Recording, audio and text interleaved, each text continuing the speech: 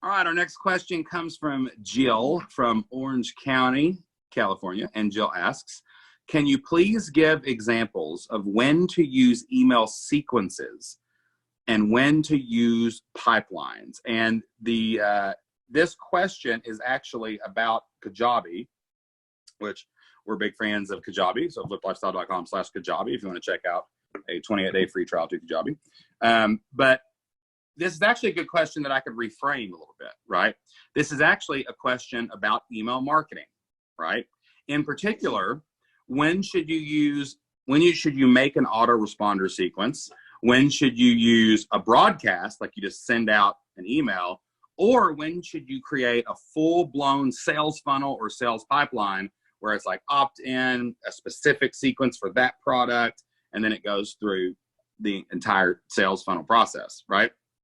So basically, there's three kinds of emails, right? There's a broadcast. So let's just talk about broadcasts. Broadcasts are, I have an idea for an email. I need to email my list. I'm going to broadcast an email. That's the first kind of email marketing. It's the simplest form of email marketing.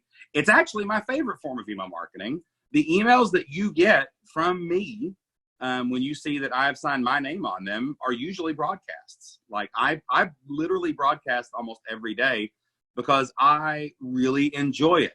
You know, in your business, you need to do things that you love, and you don't just automate everything just because the experts and gurus say you should, right? And I love getting up and having an idea and just randomly sending you guys an email. Now, I got some flow to it. Like on Fridays, I try to write about my fails about every other Friday and other things like that. But that's a broadcast. A broadcast, you should just send it out, right? You should definitely have room in your email marketing for broadcasts. You shouldn't schedule an autoresponder every single day of the year. You need to leave a few days open for broadcasts because you might have an idea. All right. So the second thing is an autoresponder. Now, an autoresponder sequence can be isolated by itself. Okay. There's a lot of different uses for autoresponders. These are like emails you want every person who ever signs up on your email list to see. So we have a sequence inside of the Flip Your Life community. We have a course called Your First 7 Emails in Your Autoresponder Sequence. And basically what that is an indoctrination sequence. So it's going to teach people who you are, overcome objections and things like that. We will make autoresponder sequences and use them every year. Like we just did a 4th of July sale.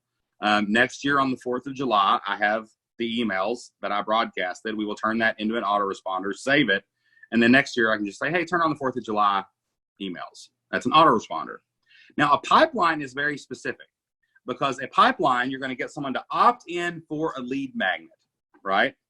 And that lead magnet for us, like it might be, like I'll use my history website example. It might be for a Civil War lesson plan. Those emails go with that pipeline. If you sign up for a Civil War lesson plan, I know you're teaching the Civil War, right?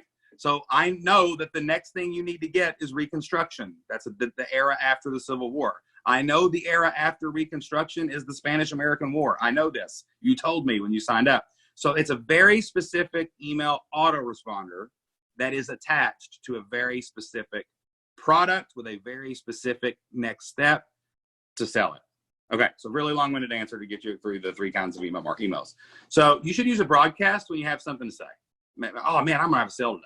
I'm going to send a broadcast.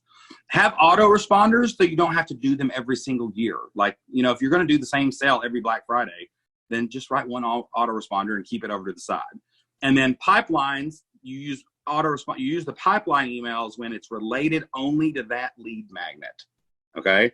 And that's how you use the 3 different kinds of email marketing. Okay? So email marketing is my jam. I love me some email marketing. All right. This success story is from Sean. He says, bruh, y'all, dude. Insert whichever colloquial interjection you prefer. I feel like I'm talking to Isaac. He's like, my son will walk in and go, bro. Hey, bro. I'm like, I'm your dad. I'm not your bro. So he says, I was chasing a crumbless idea for a year and feeling deflated. Shane was 100% right, and I was too afraid to admit it. If only Jocelyn would say that more. Can you imagine how good things would be if Jocelyn would just look at me and go, Shane was 100% right, and I was too afraid to admit it. That would be an amazing thing that we should work on. Okay, go ahead. Read the rest of this success story as loud as you can because I don't know how well the microphone is picking up. Okay.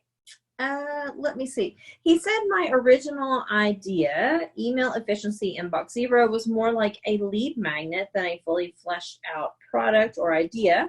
I was crushed, but he was right. Having a solid idea and following the breadcrumbs makes a world of difference. Now I have too many breadcrumbs. That's a different kind of problem. But I'm just following them wherever they lead to help solidify my idea further. I'm so jacked to continue researching. I love it when people make you say things like "bra" and "jacked." I feel a success story. Yeah, those are things I don't typically say. Looking forward to community feedback in the new community. That is a great win, Sean. That is a huge win. Finding direction and getting clarity is maybe the most important thing you can ever do in your business. So everybody give Sean standing ovation for making hard decisions and making big things happen.